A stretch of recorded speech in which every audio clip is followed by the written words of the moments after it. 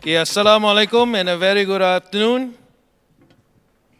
Assalamu alaikum and a very good afternoon. Okay, just making sure that everybody's awake. I know Linda is awake, yeah? Yeah. So I have been given the opportunity again to hold the mic. And to some, they will say, oh no, yeah? Welcome back. The session that will happen this afternoon will be focusing on going global.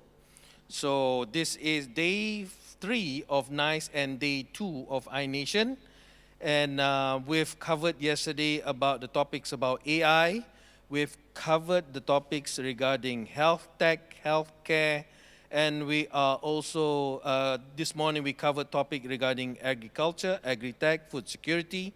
And today, now, this particular session, we are going to cover the topic of going global. And for those who have been joining since day 1, you'll remember that our Encik Aziz from Ilham Capital mentioned that one of the important aspects that we need to have when we talk about innovation, when we talk about commercialization, is about scaling up, right? Scaling up and talking about, in the context of Malaysia in particular, where the population is not as large as our neighbor Thailand, and this is where scaling up also means going regionally, and scaling up also means going global. Yeah. So that's what we want to do this afternoon. But apart from that, we have Sarah, Dr. Andreas, as well as Patrick. What we want to also do this afternoon is to decode. And when we talk, because when we talk about the terminology or the word globalization or going global, right? So we need to understand in terms of what it means, but what it means for Malaysia, but also how other countries have dealt with the topic about going global, yeah, and scaling up. So which is why we want to decode in terms of what Sweden has done and what Switzerland has done, what Singapore has done as well. And the selection of these topics, ladies and gentlemen, and the countries and the speakers is not accidental. If you look in terms of the countries that they represent, and you look at the Global Innovation Index, they are among the top 10, yeah? So easily, for Singapore leads, especially in terms of Southeast Asia and Asia, right? And Switzerland as well as Sweden globally, as well as in particular in terms of Europe. So we want to extract as much as possible their secret sauce. So I I advised the panelists today that let's be genuine, let's be authentic, no holds barred, yeah? So, and whatever that they want to say, whatever notes that I have given them earlier is just for guidance. Yeah, it's just like the speed limit in Malaysia. 110 is the guidance. Do you follow it? Yes. The answer must be yes, right? It's the guidance. Yeah. Whether you practice it, you answer it yourself. Okay. So we talk about in terms of yesterday in context of what leaning towards our topic today. Yesterday we actually share in our closing session about our National Technology Innovation Sandbox, part of our RMK Malaysia Plan, the 12 Nation Plan from 2020 to 2025. And from the NTIS program or the Sandbox program, we've actually seen a number of companies with the 220 plus companies that has been validated in terms of their technology. Yeah. However, only 9 have managed to export to 5 countries. Total amount of export commercialization value is 245 million ringgit.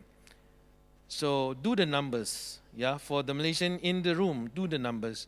You have almost 3,000 plus application, shortlisted 900, process validated technology 220. For those of you who are the NTIS participants, you have received the facilitation, know that you are among the 220. But yesterday, during Keluar Sekejap, the session with Tuan KJ and Tuan Syaril, they also interviewed one company called Billion Prima, yeah? And that is one of the 9 companies that has gone regional and global, yeah, in the area of scanning, yeah? So we spoke about the importance of Malaysia being a technology producer nation. But what technology? who are we producing it for, and what are the impacts that we want to deliver. So these are the questions which I want you to start think about as we have this discussion with them. So I would like to do a bit of an introduction, and this is where I will stick to my script. This is probably the only time I will stick to my script in terms of reading their profiles, because I can't say that Dr. Andreas was an astronaut. No, that's a lie, right? So it's not really true. So let me share with you regarding the speakers today, starting with Sarah. Sarah is the CEO of Ignite Sweden, a non-profit organization dedicated to fostering innovation as well as accelerating commercialization by connecting startups to large corporations, and they have done so very successfully. Yeah, she has a background in corporate innovation as well as entrepreneurship, business development as well as strategic leadership. So they have been working hard since 2017 towards the mission more and better business for more Swedish startup. And I think that will resonate with the many startups here as well, that you need the connection, and more importantly in terms of you need to generate the business with the large corporation. So they are busy matchmaking in terms of the Swedish startup with the Swedish conglomerates, the big companies, initiating commercial collaboration. Yeah. And their goal is to create the right conditions for startups from all over Sweden to reach the market faster, scale their business, and access international markets. So what they have done to date, they have facilitated over or close to 2,000 plus startups with potential customers, including 355 corporates and 45 public organizations. This number may have increased over the last week or the last month, because Sarah is not known to do work slowly, and I'm quite sure they have improved or they have increased.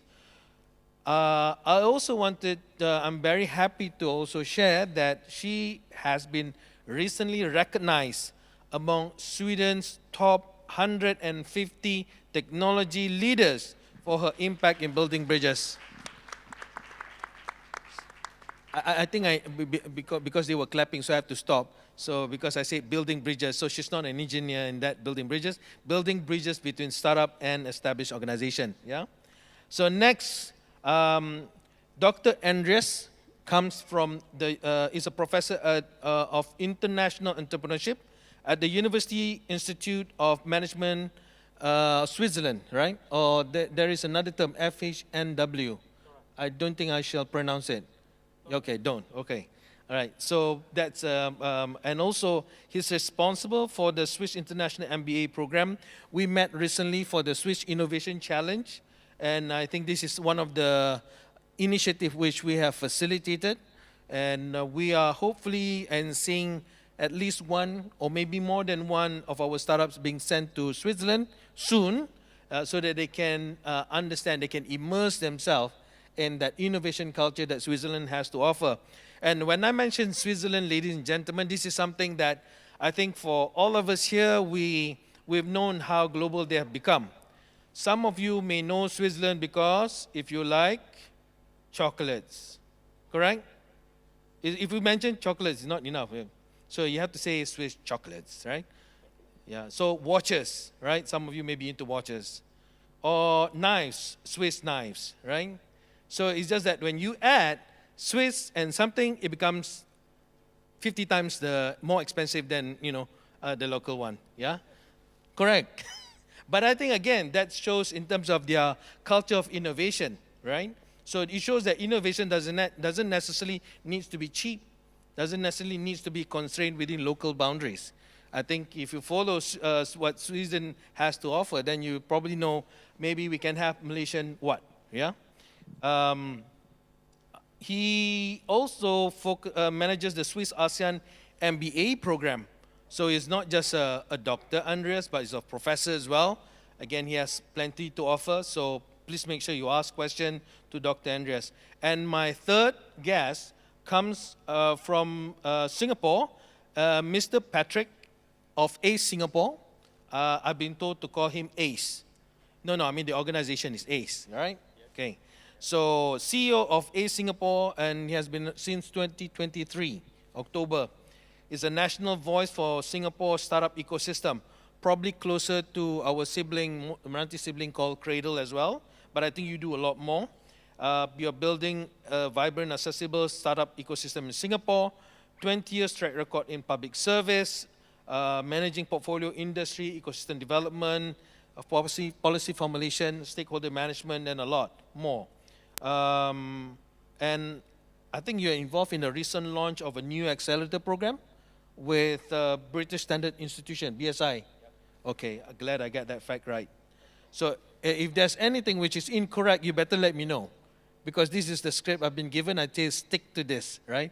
And maybe they have additional achievements that we can explore that later as well. Now, going back to our session, allow me one more thing before, and this is for the benefit of our attendees. Yeah, I do like to do this so that we can zero in on the kind of question that we should be asking and the kind of topic that we should be focusing as well. Can I see a hands for startups, aspiring startups, as well as technology SMEs? Please raise your hands. Okay, we get them in the crowd. Any public sector, ministry, agencies, do please raise your hands as well. Okay, I have to discount Ranti. Okay. Any students in the room? Innovators that I'm not covered? Okay. All right. Okay. Excellent. Okay. So we have a bit of here and there, right? So we can answer. You feel fit in terms of how to answer the question. Now let's go in terms of the first things that I would like to ask. The topic here today is going global by design. Something that I've been spending time in terms of thinking what are the appropriate questions that we need to ask. Something that we also want to make sure that when we talk about going global, it's not an afterthought, right? So I think this is what we want to decode. In terms of when we talk about it has to be by design. It has to be by default that a country or startup that's originating from a small country like Malaysia needs to be thinking at the regional as well as global, yeah? So that's where my angle would be, yeah. So let me just get to the first question which I wanted to ask Sarah.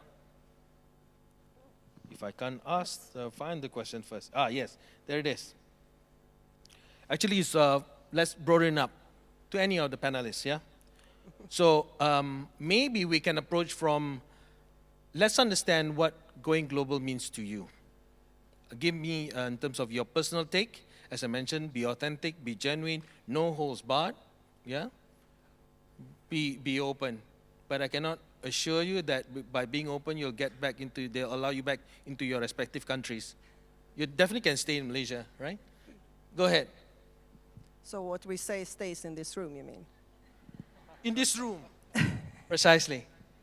Well, I think you said, like, we are 4 small countries, so it's important that globalization and internationalization is part of the DNA when you create a startup or a company, because for us, the domestic market of Sweden is too small if you're going to scale. So it's in the whole ecosystem of innovation in Sweden that you need to think global from day one. But the system is designed so you can like start in Sweden, you can make the prototype, you can test it, and you can have the validation, and you can get the first investment in the home market, in the domestic market. But you think globally when you design it. When you design your product or technology. But you get the help to prove it in the market in Sweden, and then you have it proven, and then it's easier to scale. So we have a system, the whole ecosystem is built on that you think global from the start, but you get it validation in Sweden.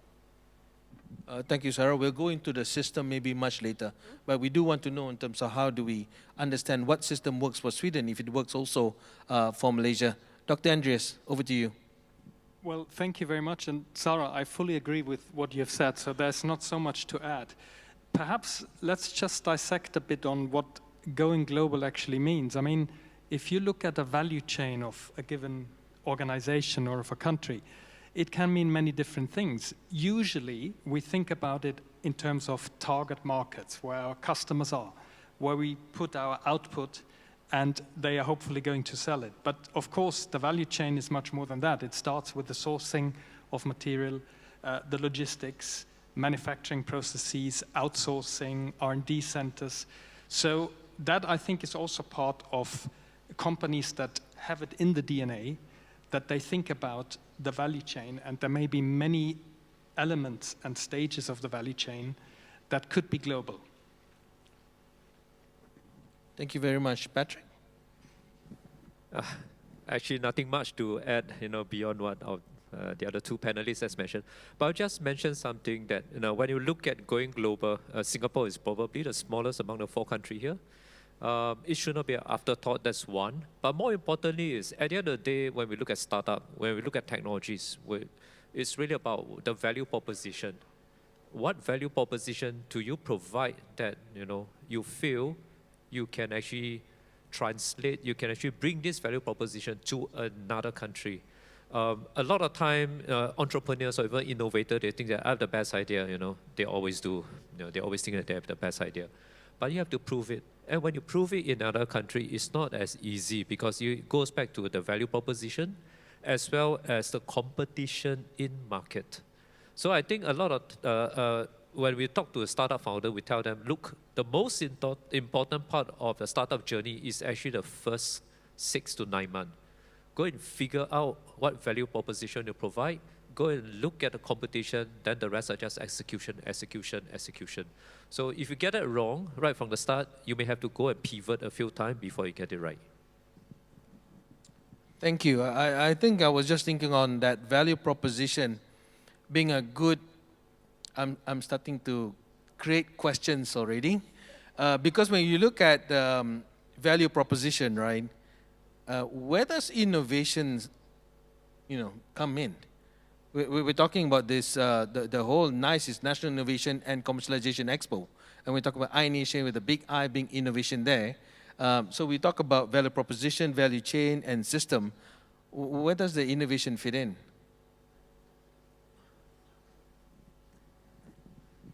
It's not a tough question, come on.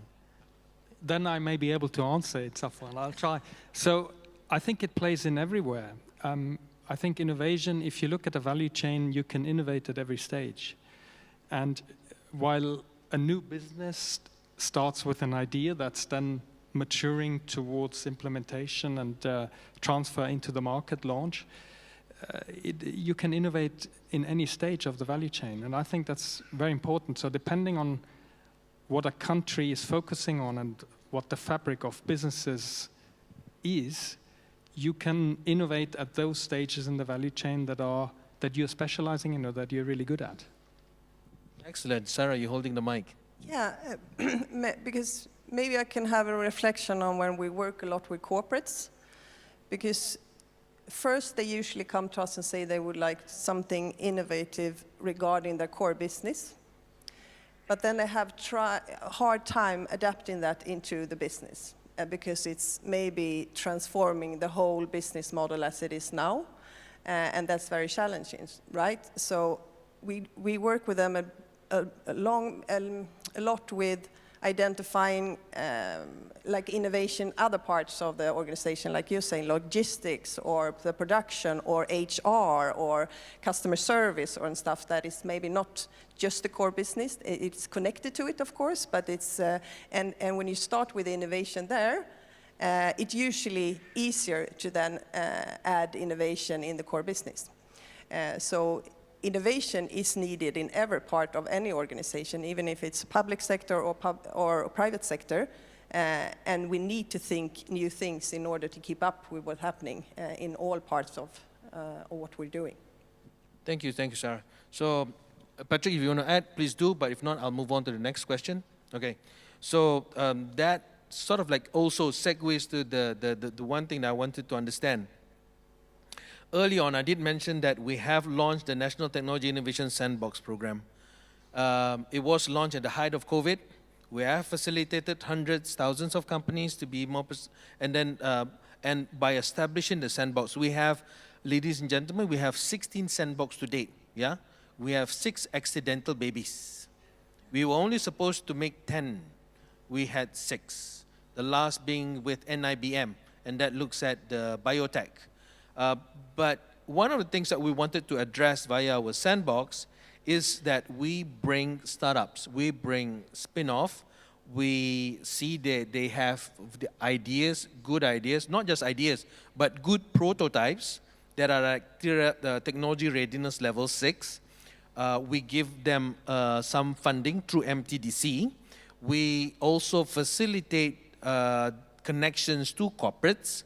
We have 64 corporate partners under the NTIS programs, and for each of the sandbox, we will have an anchor tenant or anchor company where at the end of the sandbox period, what we would like to see is that the prototype or the product gets adopted or gets commercialized to the respective sandbox partner. However, what we've seen is that they'll go through 12 months or 24 months of trial, only to find out in the end, at the light of the end of the tunnel was just switched off. You know, but some of them will be saying, sorry, we don't have the budget for it to do it this year. Or we just don't have the ability to adopt those innovations into our corporation. I wanted to know in terms of from a Swedish perspective, the experience that you have in Sweden, right? How have Ignite Sweden been successful in establishing that many connections? Because we only established 64, and out of the 64, I can tell you for sure that we are only actively working with a handful that are really open to to adopt innovative solutions. So what is that you do? Was the air in Sweden that different than the air in Malaysia? Or do we need to move everyone there? I mean, to be honest, we had a learning curve in Sweden also, and we can see that it's very different maturity level of the corporates of working with startups. Some of them are really good at testing and piloting together with startup, but nothing happening on the long term. It gets stuck in the pilot phase, so to speak. And some corporates make it all the way, and some cannot even do a pilot with a startup, right? So there's different levels of maturities of working with startups. So this has been a challenge that we've been coping with since day one. And I don't say we have a complete, full solution for that. But it is, we also host a lot of peer-to-peer learnings between the corporates, because even if they're operating in different sectors, they have the same challenges. It's a large organization working with a small one, right? So they can learn from each other. They don't have to make the same mistakes. But what we do, I think in our process we have the first phase is activating, which is the most important thing, I think, what we do, because that's where we activate the people and the department within each organization, the large organization, because it's super important to understand and to navigate, like, who has the mandate, who has the budget, and who is actually having the problem that needs to get solved. Because this can be the same person, this can be completely 3 different people and different departments. So you have to be able to navigate and to know that before we start introducing startups to them. So we deep dive a lot and work with them before we introduce startups. Because that's the key, I think. If we don't do that and just introduce startups to them, it will be what I call a startup safari, which is really nice, and it's very inspirational to meet startups, and they are super cool, and you get a lot of inspiration, but you don't do anything, right? So I think it's important to don't get stuck in the startup safari. You have to actually get the commitment, and usually also if they pay us, they have the commitment and take it seriously. If we allow them to participate for free, they usually don't even pay the startup, right? So it's a commitment issue that we need them to commit both. But we don't want them to pay too much money to us. They should have the most budget for the startups, right? But it's a commitment thing. Just another question. Actually, there's so many questions right now, Sarah. So I'll just I'll just put these two questions here, whether you don't have to answer them now. But I do want to come back in terms of, so the problem is with the corporates and not with the startup. Then the two questions will be, what do you do with the startup? And how do you prepare them? Also in terms of, those are the two things that will come back later if we have time. But I want to move on to Dr. Andreas. And ladies and gentlemen, Switzerland has been in the top rank of the GII, #1 for many, many, many, many years, right? Again, they've known for their innovativeness, and the ranking speaks for itself. I do also on the same tangent, Dr. Andreas, wanted to understand, what did Switzerland, in your opinion, what did the country did right, in order to contribute to this innovation culture, and not only that, innovating the large corporates, because the companies there are huge, but they are able to adapt to innovation, and this is not just a lip service that you have an innovation team, that you have an innovation culture, but I think in Switzerland we see that it is actually being practiced. So, can you share with us? I think Switzerland was very fortunate to face considerable challenges that turned out to be a blessing in disguise. Let me give you a few examples. Switzerland, like Japan, basically has no natural resources at all. We have timber a bit in the mountains, we have rock, we have water, that's it. So the country and companies, they had to focus from the outset on value creation, what Patrick has said, the value proposition.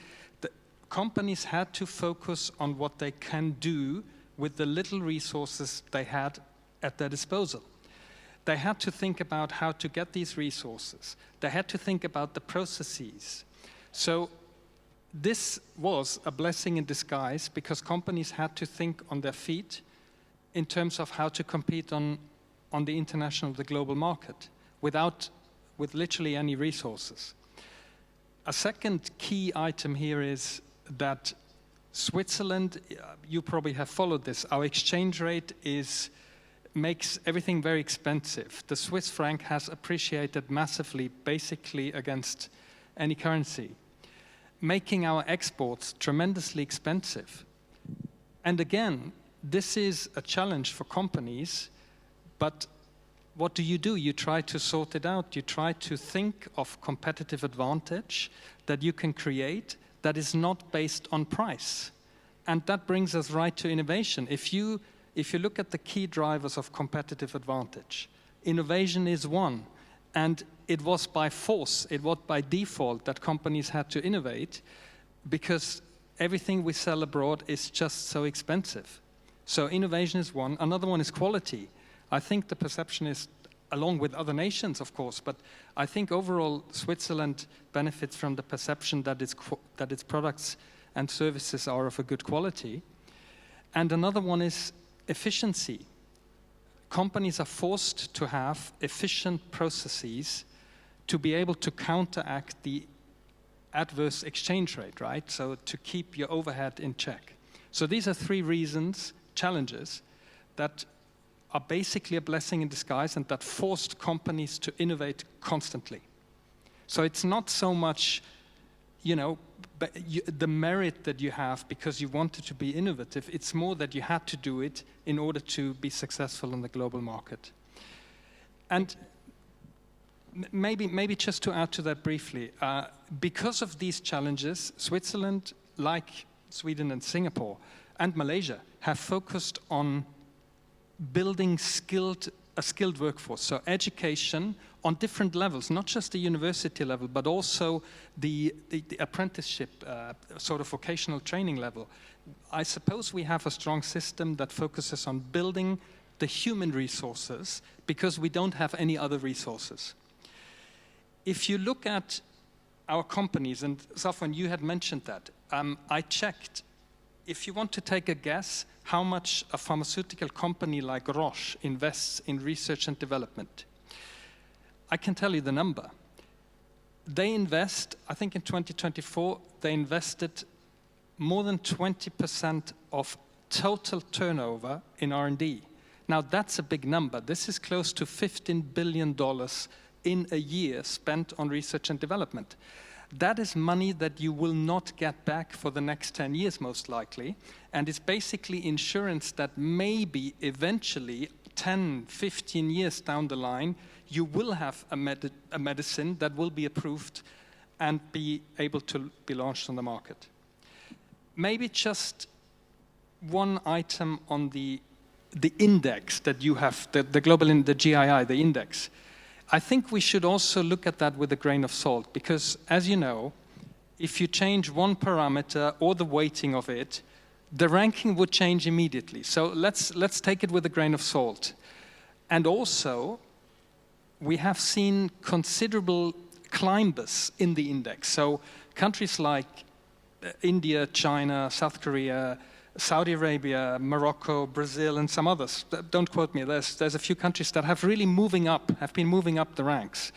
And this shows us how dynamic this is. So I suppose, rather than looking at the current ranking, it's useful to focus on what's coming next and to move ahead, innovatively together. Yeah. Thank you. Also, I wanna touch on what I'm hearing from Andreas here is that resonate with what Dr. Serena from earlier session mentioned.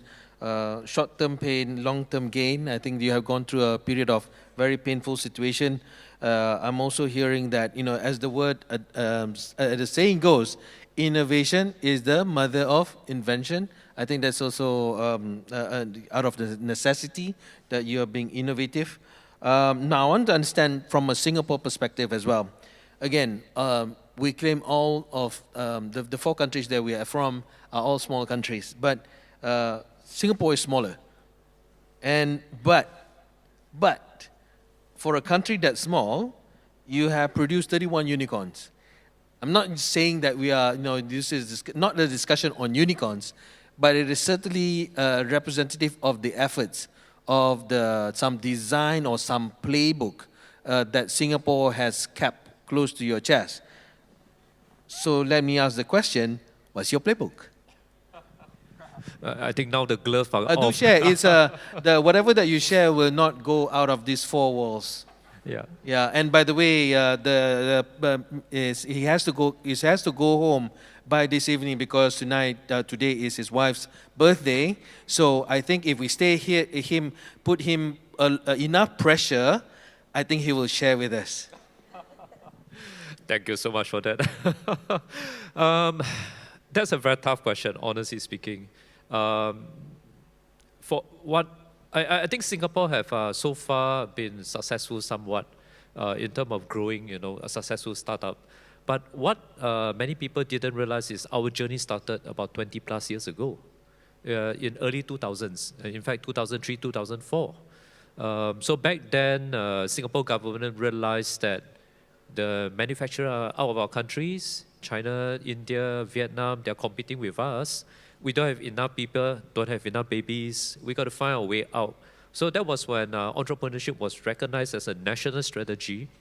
And we have the world's first minister in charge of entrepreneurship back in 2003. So we came a long way.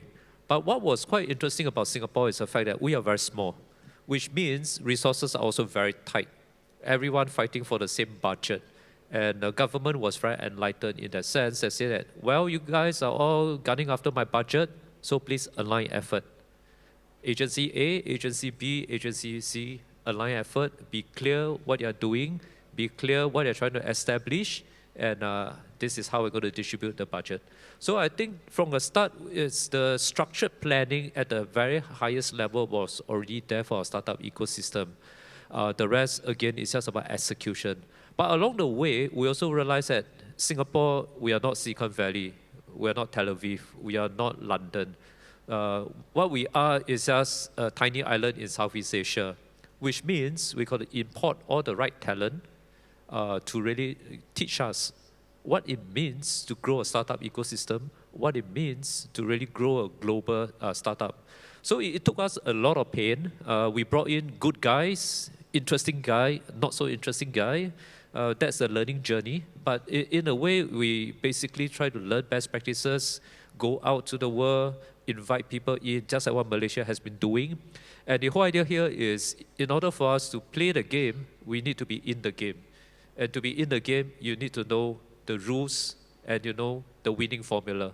So it took us a lot of time in order to make that happen. And if I can be honest about it, yes, we have 31 unicorn. How many of them are Singaporean founders? Let's not talk about Grab. Yeah. That's the elephant in the room, yeah. But why did I make that point? Because one of the strategies Singapore had was really, we can't have all the talent in the world, but let's make Singapore one of the most pro-enterprise environment for startup, whereby promising foreign startup will want to come to Singapore. And when they come to Singapore, they bring with them their team, they bring with them the global mindset, and they are really gunning for the world. So many of the unicorns today in Singapore, they are not Singaporean. PetSnap, anyone know PetSnap? Jeffrey Tiong, he's a Malaysian. Yeah, but he studied in Singapore, started in company in Singapore. So what I'm trying to say here is, Singapore winning formula is really about being global right from the start, bringing the right component, bringing the right expertise, bringing the right talent into Singapore, which I really admire a lot in Malaysia now as well, because that's what we are here for. It's really about providing the kind of mindset and knowledge to the audience here. Thank you. So now, not really happy with the answer because it's not really the playbook yet, but it's okay. We'll detain you until later. Maybe pick up in terms of Jeffrey PetSnap, right? Yep. So Malaysian, as you mentioned, and also the innovators that you work with, and from the other unicorns. And also, this question is meant to benefit especially the participants as on the aspiring entrepreneurs or the startups in the room. What is it that you see? Either you can answer from what they must do, or what they must have, or what they must not do, or must drop in order for them to be able to go global, right? So what kind of so you can answer from a positive or negative? Yeah. So go ahead, Patrick. Just one word. It's really hunger. When I met Jeffrey about 15, 16 years ago, he was just trying to work out his idea, thinking of what's next, go-to-market strategy, whether going to different parts of China, Southeast Asia, etc., etc. So to him, he's just, okay, let's figure it out. But at some point, he realized that, hey, I got something here that is truly global, and that's where the ambitions get bigger and bigger and bigger. How many of you like to stay at home and watch Netflix? Not too bad. How many of you like to climb a mountain? Got a few. Actually, for those who raise their hand and say, I want to climb a mountain, that is the kind of attitude we want our founders to be. Why do you bother about starting a company if you just want to start something that is nice, comfortable, doesn't even break into sweat? What else? I found founders whereby they are so ambitious. Of course, sometimes you have to bring them back to Earth. We'll get the astronaut to do that. But it's really, when you don't have that hunger, we're all well-fed in Southeast Asia, most part of Southeast Asia, you don't have the desire to push yourself further and further. So honestly speaking, some of the founders I met in Singapore, I told them, okay, what do you want to do? Oh, I just want to figure it out for the next 6 to 12 months. I said, forget about it. By the time you hit 6 to 9 months, your business model is gone. And if you're in an AI space, I'm sorry, you better think twice. So it's really the hunger, the speed to market, and the ability to think further and faster. I think that's very important as a founder. Thank you. Sarah or Dr. Andreas, your thought in terms of the advice to the innovators out there or the aspiring startups? How to go global, or? Pardon? On how to go global. On what to do, what not to do, yeah? What kind of attitude they need to have? There's not one size fits all. That's the first rule, I think. And the real, if we talk about the unicorns, I don't think they listen to the structure of the system, because then they wouldn't be unicorns, right? So that's the first rule, to hear what people are saying and apply the rules that you think is good for you. I would say, because you're an entrepreneur, and you have to be a little bit crazy. And don't lose faith, because you have a passion, and you have to believe in what you're doing. And if you have that, you will come far. Not all succeed, but I think as an entrepreneur, you have to fail sometimes in order to make the big success. You learn from that, so don't be afraid of failures. That's what I want to say to you, because that you will learn and you will grow. And you might succeed also, so go for it. Thank you. Dr. Andreas. Again, I agree. I couldn't put it nicer than my two colleagues here. But maybe just, if you allow me to add, innovators and entrepreneurs, they usually love their product, right? They are passionate about it. It's the little baby. And of course, every baby is perfect for you. And the tricky part is that to ask maybe uncomfortable questions and think about what your potential customers or your target audience thinks about it. And this is very painful, and I'm seeing this. I sit in juries for startup competitions, also the Swiss Innovation Competition, and this is really the most, and this is the most common fallacy that we humans follow. And I know it from myself. I've seen it with basically any startup. So it's important to sometimes let go of your passion and your blindness for your little baby and let others ask the real hard questions. And don't ask your granny or your girlfriend or your family and friends. Ask people who don't really care about you, like your potential customers. The lean startup is, I mean, everybody talks about it and has talked about it for more than 10 years now, but almost 20 to 15 years. But it's really about feeling the pulse of your target audience. And of course, that also depends on what country you're talking about, because tastes and characteristics of the market are entirely different from country to country.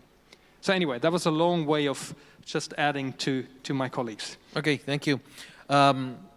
If Sarah and Dr. Andreas and Patrick, if I were to give you a magic wand, it's not here, it's not in the question. So I just thought of it, yeah. So for those of you who loves Harry Potter, yeah. So if I were to give you a magic wand, and with that magic wand, you can wave it and you can create your ideal ecosystem that, you know, whoever that goes through that ecosystem will surely be global. Yeah. So you have that. Do you have that vision in your head right now? So can you help describe it in terms of how that ecosystem looks like from a public sector perspective, holding hands with the private sector, singing, you know, happy songs, yeah, and the startups who are not afraid to call their baby ugly, yeah, to the working together hand in hand with civil society, where do you see incentive? What do you see?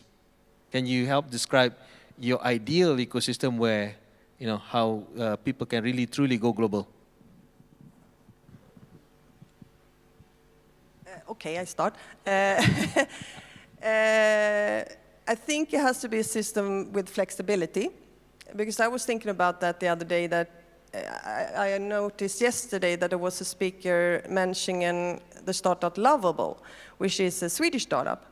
And they actually launched their first product in November 2024 and were a unicorn in July 2025, raising $200 million in July. So they didn't fit the model, so to speak, of how to build up a startup and go global and become a unicorn. They went extremely fast. And that has to be possible in the right ecosystem if we're making the perfect one.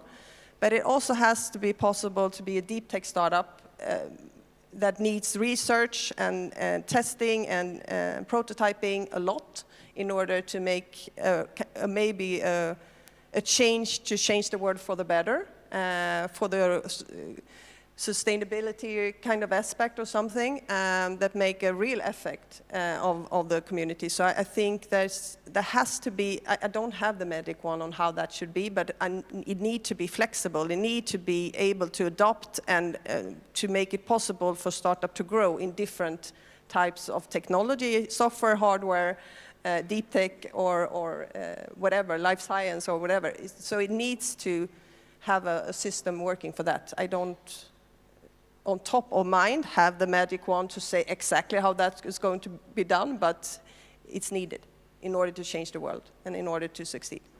Thank you. I think we'll find another table and we'll have a discussion regarding that system. So, Dr. Andreas, can you help share with us the ideal ecosystem that you see? I mean, it's difficult to add something to Sarah, but I suppose I'm full in with the flexibility. I think this is incredibly important because one size doesn't fit all. And I think this is especially important when we are talking about new businesses that are just forming and finding themselves.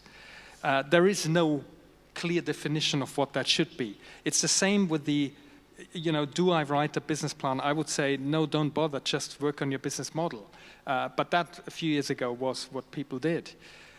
I think, if I had to add, I think the synchronization of stakeholders that basically are lined up from ideation to market launch. I think if we created ecosystems, and I don't know, again, whether we can create them, I think maybe they should grow organically, but I think the perfect world would be well-synchronized stakeholders that basically give each other the hand and take the startup through the stages. Now, of course, but you asked us for, limitless opportunities and the magic stick. So this is, I think, what it would be, because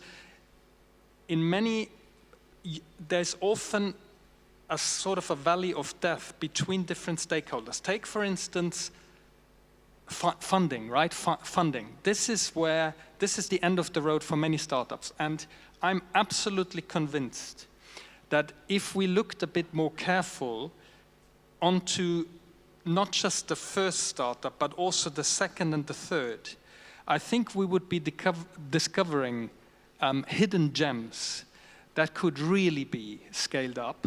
But because of funding and screening and criteria, they are often overlooked. So I would think that a synchronization and between the stakeholders that basically are working hand in hand would add a lot of value to the system. How to do it, I think Sarah and Patrick are better qualified to tell you that.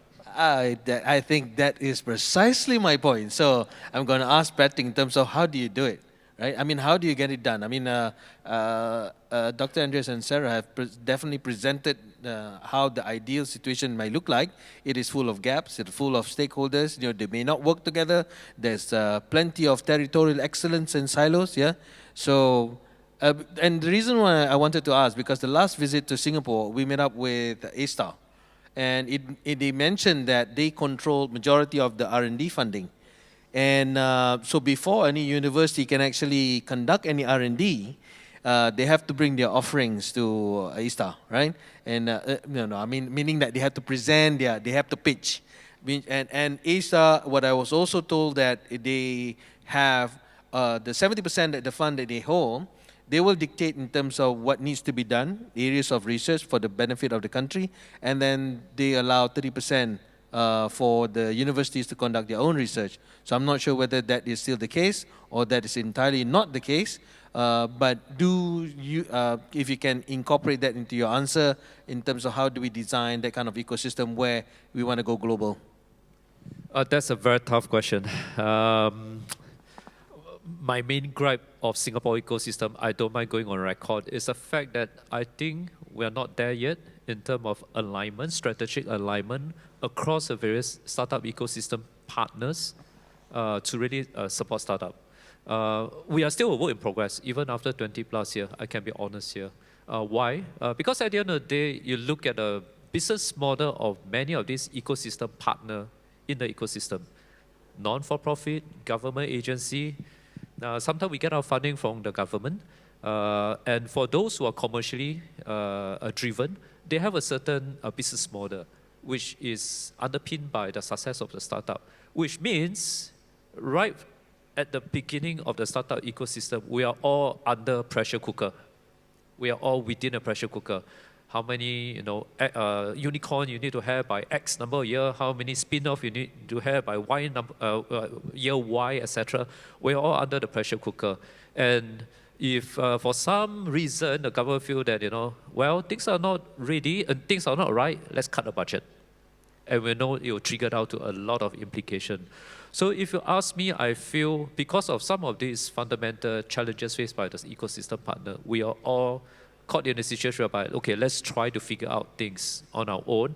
Let's try to work it out rather than working across. Even for corporations, I mean, no disrespect to corporations, they are all profit-driven, most of them. Even if they set aside a certain budget to do R&D or open innovation, it's just a tiny bit of it. And some corporations just want to know what's going on out there without any serious intent or commitment to want to work with the startup. So, quite frankly, I don't think we are there yet in terms of the ecosystem. But what I think the government, at least in Singapore, has done is, back to your question, if I hold the budget, it means I need the few of you to work together. So you mentioned about A-Star. Actually, most of the money is under our RIE master plan. RIE stands for Research, Innovation, Enterprise Master Plan. And the government in Singapore basically look at 5-year time horizon. So we are now at the last year of the 2025 master plan. So next year we'll have announcement for the next 5 years. But what happened under this budget is each agency, each ministry, or even research institution or university, you put up your budget. If I like it, this is your funding for the next 5 years.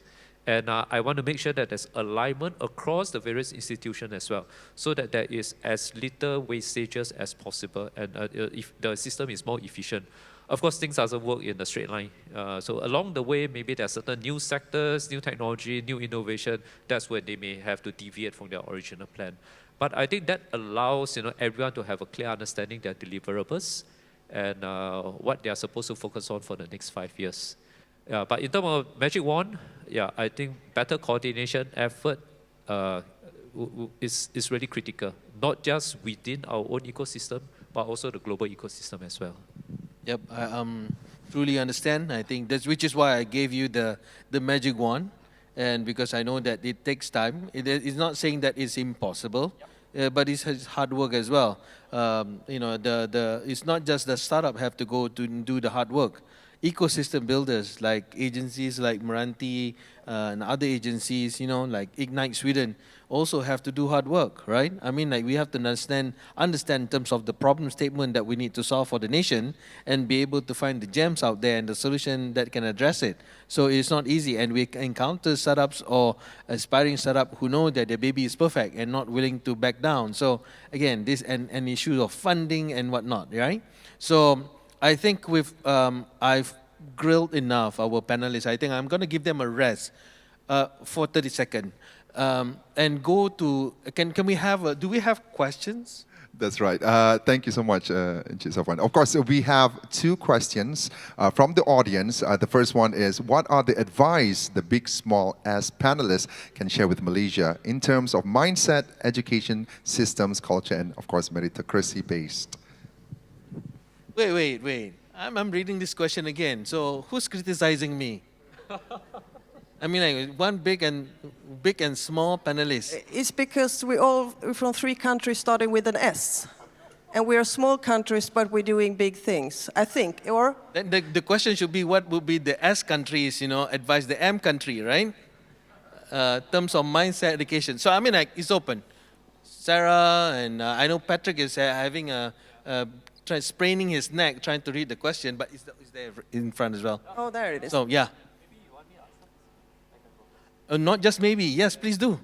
Yeah, Singapore, Malaysia, we have similar history. I would just say this. Compared to our European counterpart here, we are just 60 plus years old. That's all. So very often we're very hard on ourselves. We say, wow, we must be like the US, we must be like European, but they have centuries of history behind them. And they have innovations behind them for many years. Whereas for Singapore, Malaysia, if you think about history and how we have looked at our system, our education system, our economic strategy, etc., it's very much geared towards serving the bigger boys, which means we're service-oriented. And those of you who are in your 40s like me, you know when you grow up, what does your parent want you to do? Doctor? Lawyer? Engineer, banker, entrepreneur, or what's that? So that's the system, that's the culture, that's the history of us. Whereby the first generation, they're very hardworking, they're bringing all the FDI, and then we are successful as a nation. And the second generation, which is us, that's where they say that, okay, let's stabilize the economy, make sure that now our second generation get a good job, even as civil servant, and hopefully, they'll succeed in life. And when we come to the third and fourth generation, whereby there are plenty on the table, the motivation may not be there, the mindset could be a bit different, because they may not appreciate the earlier hard work of our older generation. But the good thing is, entrepreneurship is not, to use a Malay term, as ulu as before. Yeah, because why? People are understanding what's going on around the world. They are excited by the likes of Elon Musk, the likes of Facebook, etc., Meta, and say, hey, actually, one day I can be there. So I see a shift in culture mindset. But I guess the main thing for us as parents, as policymakers, is really, do we give enough space for the younger generation to ideate, to be aspired, and also the runway so that they can succeed. But of course, we have to cut off the umbilical cord when the baby's not growing well at some point. So to me, I see the mindset shift, and I feel always we cannot be too hard on ourselves. We have a shorter history. When Silicon Valley first started out, I think Malaysia and Singapore were still together. Yeah. And they have a long history behind them before Silicon Valley was successful. But our ecosystem, we are just barely 15, 20 years. And I'm sure if we go on the right, this direction, we'll get there at some point. Thank you. Dr. Andreas or Sarah? Hopefully you will not kill me when I say this, but hope I get back safe to Sweden. But I think maybe you need to challenge authority and maybe don't have as much respect for authority from when you're a young age. I will explain. But I mean, if you're allowed in a school class to question the teacher and not just do what you're told all the time, and you learn that from a young age, you will be more likely, I think, to challenge and be innovative and actually be an entrepreneur and come up with new ideas that can actually change the world or change the way you're working or the way everything is. So I think professors at the universities, teachers at the school should allow young students to actually question and to challenge them. And also in the workplace, in any office, what the managers say maybe is not the right way to do it or is not the truth. So dare to oppose what people are saying. I think that's a culture thing that I think will drive innovation. So that's one thing I would like to say. Okay, so yeah. That's not entirely that bad. We'll send you back to Sweden, don't worry. Okay. Dr. Andreas. I mean, what Sarah has mentioned, you probably know the Hofstede's dimensions, right? And the power distance is probably the one that explains what Sarah was talking about. And as it happens, Malaysia has one of the biggest power distances there are.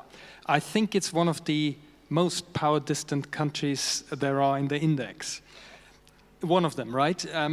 So I think aspiring to doing things differently is one thing, but I also believe that if we, in our cultural setting, which are very different from, of course, country to country, even families and regions that you grow up in, there's also big potential there by embracing your culture and making the best out of it, rather than following others, right? If everybody wants, I mean, of course, the Silicon Valley, the Silicon Fern in Cambridge, the Penang, which is, I wanted to say the Penang, the semiconductor valley, but it's actually an island, but I think you know that better than me.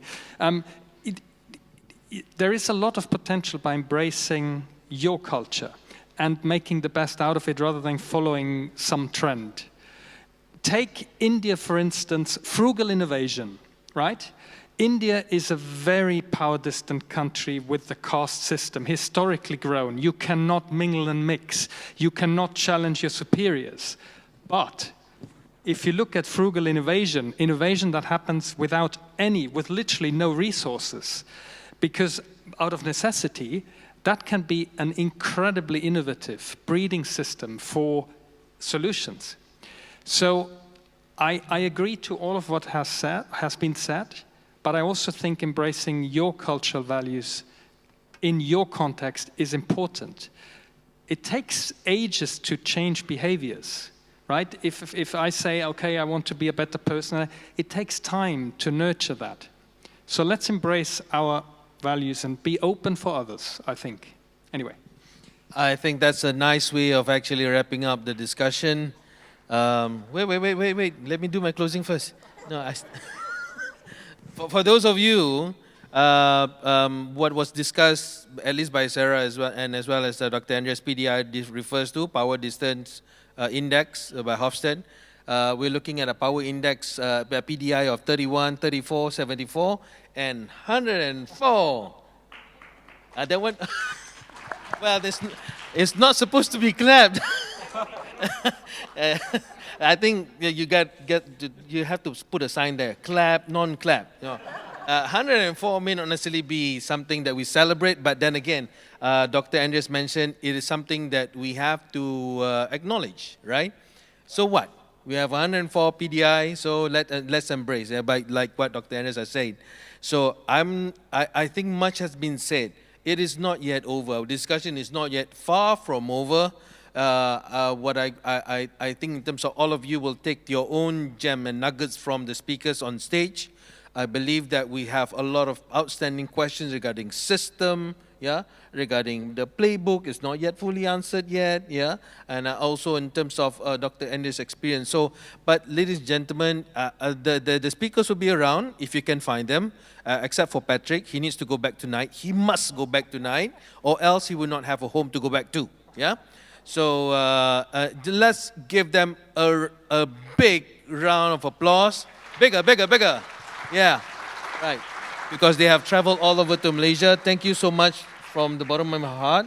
I think it has been a very exciting conversation as well with Sarah, with Dr. Andreas, with Patrick. Again, with any of those questions, it's a bit pointed. I do apologize, but but we did say that be authentic, be genuine, and let's not be afraid to challenge. Right? Thank you so much, and hope you have gained a lot.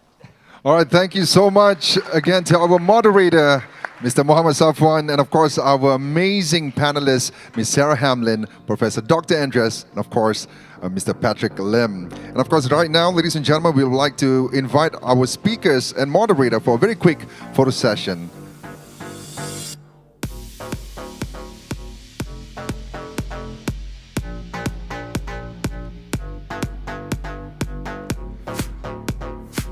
All right, let us have a very quick one, a big smile.